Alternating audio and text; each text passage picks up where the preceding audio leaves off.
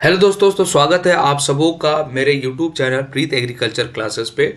और मैं आपके लिए लेके आ रहा हूँ सारे सब्जेक्ट जो एग्रीकल्चर के हैं, जिससे सीयूटी पीजी में क्वेश्चंस पूछे जाते हैं, उन तमाम सब्जेक्ट से टॉप 100 क्वेश्चंस। और हर सब्जेक्ट का 4 पार्ट आएगा, जिसमें मैं 25 क्वेश्चंस करवाऊंगा। इसमें हम लोग कवर अप करने वाले हैं agronomy, soil science, horticulture, pathology, entomology, extension, agriculture economics, genetics and plant breeding and crop physiology, और कुछ जो अदर्स पार्ट्स हैं जहां से क्वेश्चन पूछे जाते हैं। तो उन सारे चीज़ों को भी मैं यहाँ पे कवर अप करने वाला हूँ।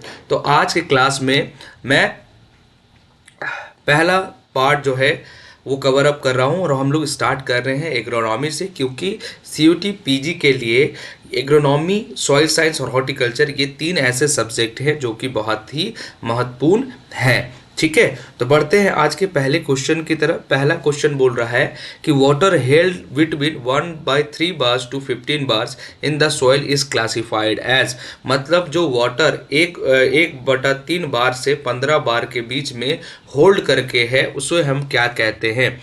ऑप्शन हमारे पास दिया हुआ है gravitational water, capillary water, hygroscopic water और अवेलेबल वाटर। तो क्या होगा इसका राइट आंसर?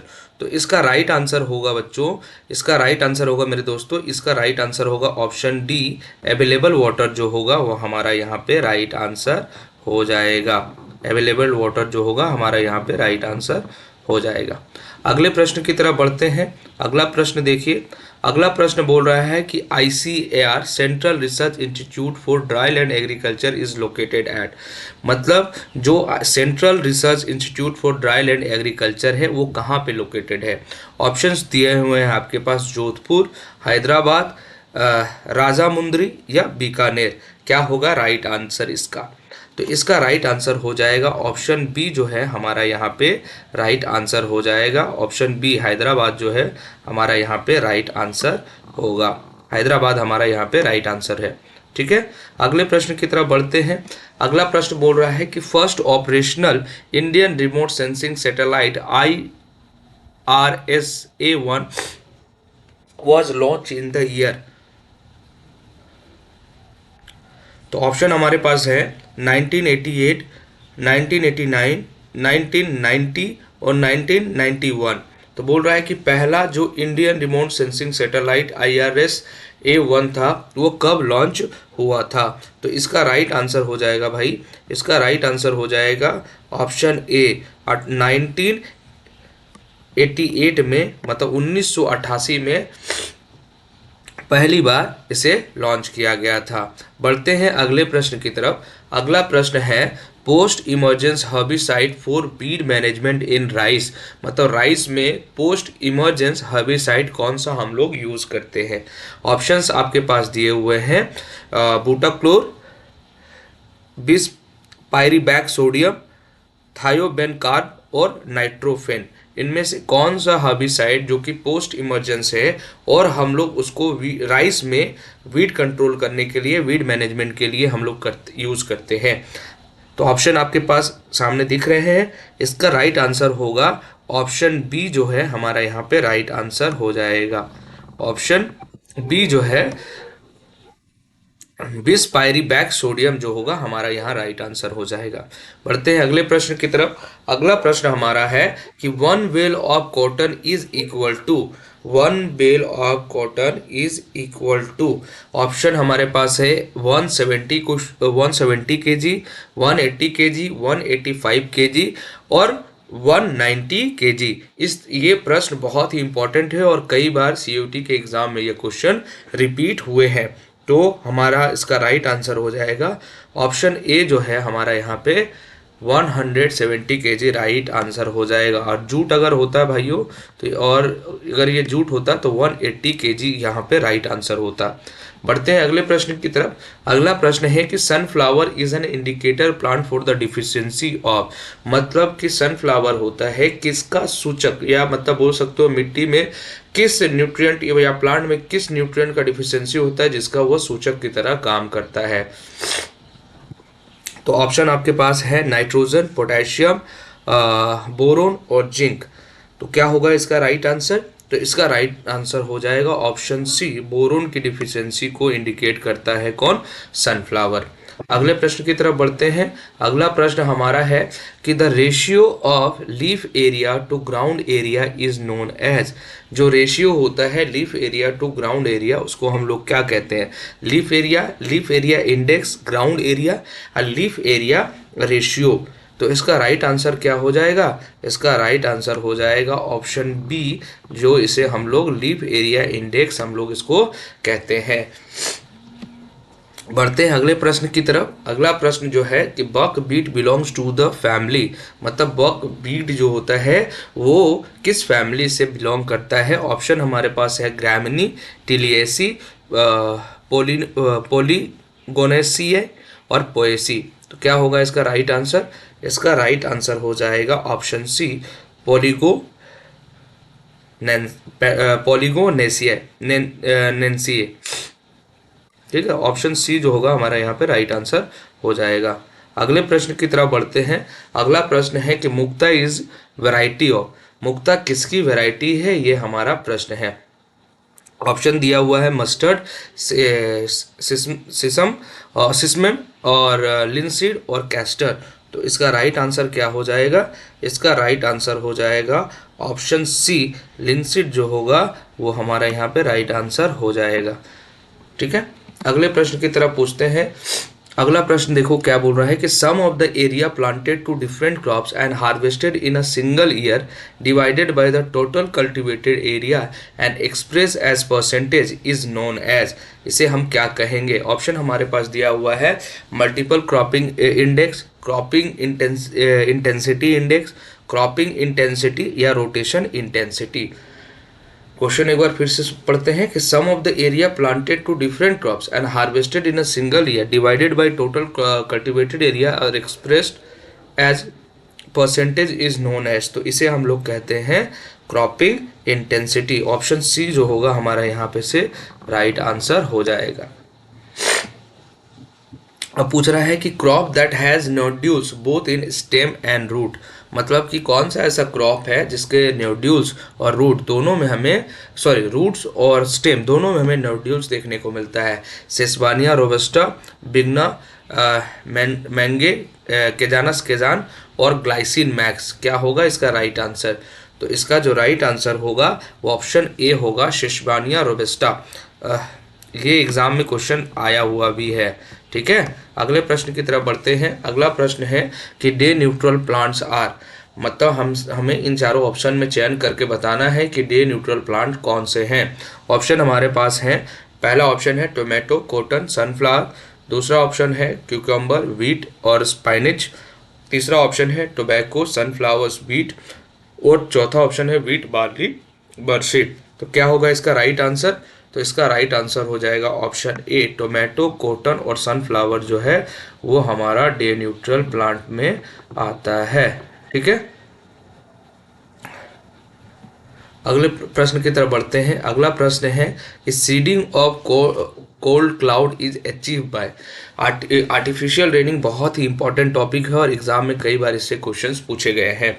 तो ऑप्शन हमारे पास है water drop techniques, water spray technique, silver iodide seeding या पोटेशियम आयोडाइड सीडिंग। तो इसमें हम लोग सीडिंग किससे करते हैं, तो ऑप्शन सी जो होगा हमारा यहाँ पे राइट आंसर हो जाएगा। जब हम लोग कोल्ड क्लाउड करते हैं तो उसमें हम लोग सिल्वर आयोडाइड सीडिंग करते हैं। अगले प्रश्न की तरफ बढ़ते हैं।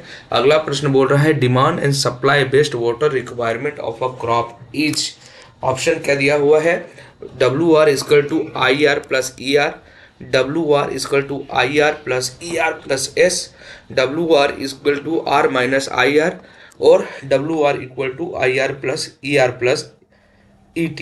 तो क्या होगा इसका राइट आंसर, इसका राइट आंसर हो जाएगा ऑप्शन बी जो होगा WR equal to IR plus ER plus S। ये वाला हमारा यहाँ पे राइट आंसर हो जाएगा। अगले प्रश्न की तरफ बढ़ते हैं। अगला प्रश्न है कि plants growing under high salt concentration are called, उन्हें क्या कहा जाता है। तो ऑप्शन हमारे पास है ग्लाइकोफाइट्स बोला जाता है या हेलोफाइट्स बोला जाता है, इफीमेरल्स कहा जाता है या जेरोफाइट्स। कहा जाता है। तो इसका राइट आंसर क्या हो जाएगा, ऑप्शन बी जो होगा हमारे पास, ये हमारा राइट आंसर हो जाएगा। ऑप्शन बी जो है हमारा हेलोफाइट जो होगा हमारा राइट आंसर हो जाएगा। अगले प्रश्न की तरफ बढ़ते हैं। अगला प्रश्न हमारा यह है कि 1 hectare centimetre water is equal to, कितना होगा, 1000 लीटर, 10,000 लीटर, 1 लाख लीटर या 10 लाख लीटर।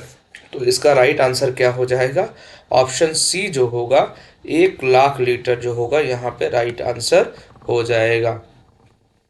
ठीक है, बढ़ते हैं अगले प्रश्न की तरफ। अगला प्रश्न देखो क्या पूछ रहा है। अगला प्रश्न पूछ रहा है कि सलाइन एल्कलाइन सॉइल है, मतलब कि जो मिट्टी सलाइन एल्कलाइन में है तो उसमें ईसी 4 से ज़्यादा होगा, पीएच 8.5 से ज़्यादा होगा और ईएसपी 15 से ज़्यादा होगा। दूसरा ऑप्शन बोल रहा है ईसी 4 से ज़्यादा होगा, पीएच 8.5 से कम होगा और ईएसपी जो होगा 15 से कम होगा। तीसरा ऑप्शन बोल रहा है कि ईसी 4 से ज़्यादा होगा, पीएच 8.5 से ज़्यादा होगा और ईएसपी जो होगा 15 से कम होगा। और जो आखिरी ऑप्शन है वो ईसी 4 से कम होगा, पीएच 8.5 से ज़्यादा होगा, ईएसपी क्या होगा, 15 से ज़्यादा होगा। तो इसका राइट आंसर क्या हो जाएगा, इसका राइट आंसर ऑप्शन ए होगा कि ईसी 4 से ज़्यादा होगा, पीएच 8.5 से ज़्यादा होगा और ईएसपी 15 से ज़्यादा होगा। तो ये हमारा यहाँ पे राइट आंसर हो गया। अगला प्रश्न की तरफ बढ़ते हैं कि polarimeter is used for, polarimeter का इस्तेमाल हम लोग क्यों करते हैं। तो ऑप्शन हमारे पास दिया हुआ है सुक्रोज एस्टिमेशन के लिए, नाइट्रोजन एस्टिमेशन के लिए, ऑयल एस्टिमेशन के लिए या प्लांट या ट्री हाइट मेजरमेंट के लिए हम लोग इसका इस्तेमाल करते हैं। एग्रोनॉमी में इंस्ट्रूमेंट, जो भी इंस्ट्रूमेंट है भाइयों, जो भी इंस्ट्रूमेंट जैसे कि मान लो कि रेनफॉल को कौन नापने के लिए, इवापोरेशन के लिए कौन सा इंस्ट्रूमेंट, या इवो ट्रांसपिरेशन के लिए कौन सा इंस्ट्रूमेंट हम लोग यूज़ करते हैं, मतलब जो भी इंस्ट्रूमेंट आप पढ़े, विंड वेलोसिटी के लिए, ये सारी चीज़ों के लिए जो भी इंस्ट्रूमेंट जो भी आप पढ़ेंगे बहुत ध्यान से पढ़ेंगे क्योंकि एग्जाम के पॉइंट ऑफ व्यू से बहुत ही ज़्यादा इंपॉर्टेंट हो जाता है। और जहाँ भी इंस्ट्रूमेंट है वो ज़रूर से ज़रूर पढ़ें क्योंकि एग्जाम में यह पूछा जाता है। तो पोलरीमीटर का इस्तेमाल हम लोग सुक्रोज एस्टिमेशन के लिए हम लोग इसको करते हैं। ठीक है, अगले प्रश्न की तरफ बढ़ते हैं। अगला प्रश्न है electron transport inhibition in PS2 photosystem two for the herbicidal action is observed in, किसमें देखा जाता है, नाइट्राइट में, ट्राइएजिन में, यूरियाज में या ऑल ऑफ द एबव। तो इसका राइट आंसर क्या हो जाएगा, इसका राइट आंसर ऑप्शन 1 ट्राइएजिन हो जाएगा जिसमें इनहिबिशन होता है PS2 का, फोटो सिस्टम 2 का। तो ऑप्शन बी हमारा यहाँ पे राइट आंसर हो जाएगा। अगले प्रश्न की तरफ बढ़ते हैं। अगला प्रश्न हमारा है कि an amino acid induce during the moisture stress condition and also known as stress indicator is, कौन है, सेरीन, ट्रिप्टोफान, ग्लाइसिन या प्रोलिन। बहुत इंपॉर्टेंट क्वेश्चन है बेटा, बहुत बार ये रिपीट भी हो चुका है। तो इसका राइट आंसर क्या हो जाएगा, इसका राइट आंसर ऑप्शन डी जो है हमारा यहाँ पे राइट आंसर होगा। ठीक है, ऑप्शन डी जो है हमारा यहाँ पे प्रोलिन जो है राइट आंसर होगा। अब अगले प्रश्न की तरफ देखिए, बोल रहा है what is the unit of SAR, sodium absorption ratio का जो यूनिट होता है वह क्या है, मोल्स पर लीटर, ठीक है, या मिक पर लीटर का पावर 1/2 या मोल पर लीटर का पावर 1/2। तो इसका राइट आंसर क्या होगा, ऑप्शन बी जो होगा हमारा यहाँ पे राइट आंसर हो जाएगा। ठीक है, ऑप्शन ए हमारा राइट आंसर हो जाएगा, सॉरी ऑप्शन बी हमारा यहाँ राइट आंसर हो जाएगा। अगले प्रश्न की तरफ बढ़ते हैं। अगला प्रश्न हमारा बोल रहा है the concentration of micro nutrient in dry plant tissue is less than 0.1%, more than 0.1%, less than 0.01% या मोर देन 0.01%। तो इसका राइट आंसर क्या होगा, इसका राइट आंसर हो जाएगा ऑप्शन बी, जो माइक्रो न्यूट्रिएंट कंटेंट होता है इन ड्राई प्लांट टिश्यू वो कितना होता है कंसंट्रेशन, ये हमारा मोर देन 0.1% होता है। ठीक है, अगले प्रश्न की तरफ बढ़ते हैं।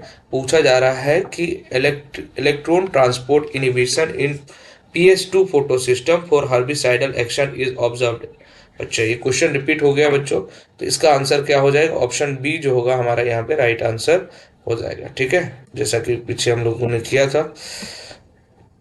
अब खैरा डिजीज बहुत इंपॉर्टेंट क्वेश्चन है और बहुत बार रिपीट हुआ है। खैरा डिजीज किसके डिफिशियंसीज हम लोग को देखने को मिलता है। तो जिंक रस्ट के कारण क्या होता है, khaira disease is also known as, इसको दूसरा नाम क्या है इसका, जिंक की डिफिशियंसीज होता है, हम सभी जानते हैं। तो इसको जिंक रस्ट बोलते हैं, कॉपर रस्ट बोलते हैं, या आयरन रस्ट बोलते हैं, या ब्राउन रस्ट बोलते हैं। तो इसका राइट आंसर क्या हो जाएगा, इसे आयरन रस्ट कहा जाता है। ऑप्शन सी जो हमारा होगा यहाँ पे राइट आंसर हो जाएगा। ठीक है, ऑप्शन सी जो होगा हमारा यहाँ पे यह राइट आंसर हो जाएगा। ठीक है कि नहीं। अगले प्रश्न की तरफ बढ़ते हैं। Prominent foul smell of Karnal bunt of wheat is due to, जब गेहूं में करनाल बंट हो जाता है तो जो हमें जो बहुत गंदा स्मेल आता है वो किसके कारण से होता है, किस केमिकल के फॉर्मेशन से होता है। तो ऑप्शन दिया है triethylamine, option B दिया है डाई मिथाइल एमीन, फिर ऑप्शन सी दिया है ट्राई मिथाइल एमीन, और ऑप्शन डी दिया हुआ है डाई इथाइल एमीन। तो क्या होगा इसका राइट आंसर, इसका राइट आंसर हो जाएगा ऑप्शन सी जो होगा हमारा यहाँ पे राइट आंसर होगा। ठीक है, तो ये आज का हमारा आखिरी प्रश्न था। और ऐसे ही क्वेश्चंस प्रैक्टिस करने के लिए आप सभी हमारे चैनल से जुड़ना ना भूलें। और अगर आपको वीडियो अच्छा लगे तो वीडियो को लाइक करें, ज़्यादा से ज़्यादा लोगों के साथ शेयर करें। और हमारी मेहनत अगर आपको अच्छी लगे तो प्लीज़ चैनल को सब्सक्राइब करना ना भूलें। धन्यवाद।